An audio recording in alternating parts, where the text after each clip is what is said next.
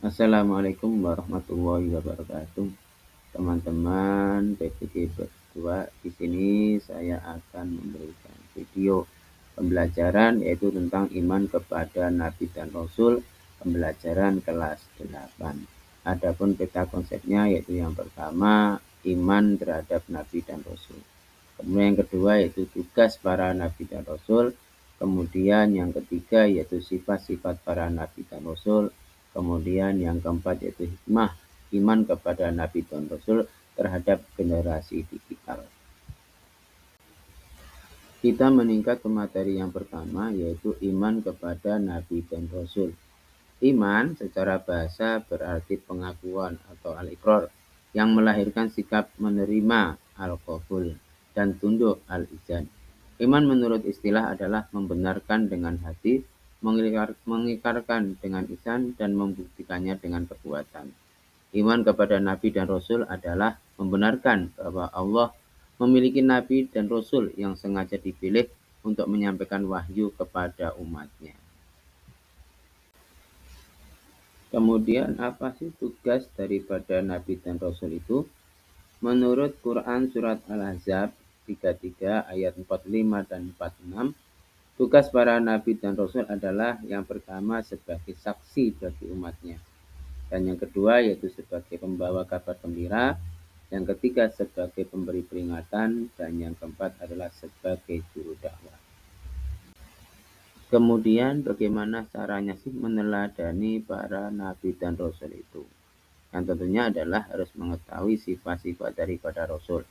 Sifat yang pertama itu sifat wajib bagi rasul, yaitu yang pertama sidik, yaitu selalu berkata benar. Yang kedua amanah, yaitu terpercaya. Dan yang ketiga yaitu tabligh, menyampaikan wahyu kepada manusia. Dan yang keempat yaitu fatonah, rasul itu cerdas dalam menjalankan dakwahnya. Sifat yang kedua yaitu sifat mustahil bagi Nabi dan Rasul.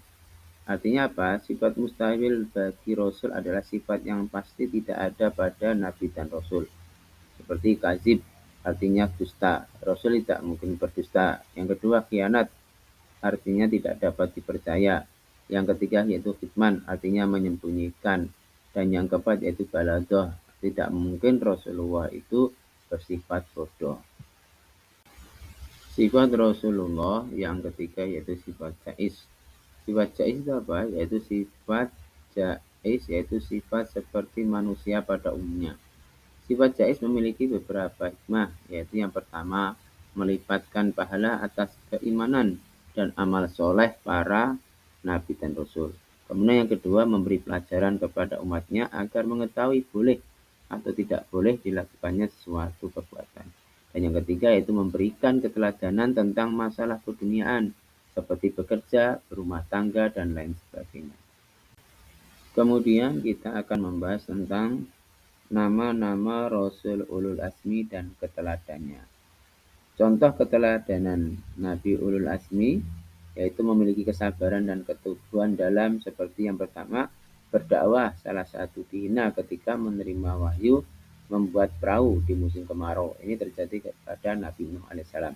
Kemudian yang kedua yaitu menjalani hukuman Raja Namrud dibakar hidup-hidup. Ya, ini terjadi pada kisahnya Nabi Ibrahim alaihissalam. Kemudian yang ketiga berdakwah kepada Raja Fir'aun sehingga ada tongkat, mujizat tongkatnya berubah jadi ular dan membelah lautan. Nah, ini terjadi kepada Nabi Musa alaihissalam. Kemudian ada juga Nabi yang berdakwah kepada Raja Romawi, menghidupkan orang mati dan menyembuhkan penyakit. Ini yang dialami oleh Nabi Isa alaihissalam. Dan yang terakhir yaitu Nabi Muhammad alaihissalam yang mempunyai mukjizat Al-Quran. Kemudian materi yang terakhir yaitu peran iman kepada Nabi dan Rasul bagi generasi digital, yaitu generasi digital dapat meneladani sifat-sifat wajib bagi Rasul sehingga menjadi pribadi yang berkarakter jujur, dapat dipercaya, bertanggung jawab, juga cerdas dalam kehidupan.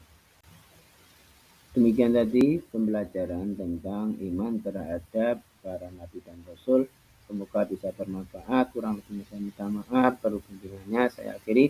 Wassalamualaikum warahmatullahi wabarakatuh.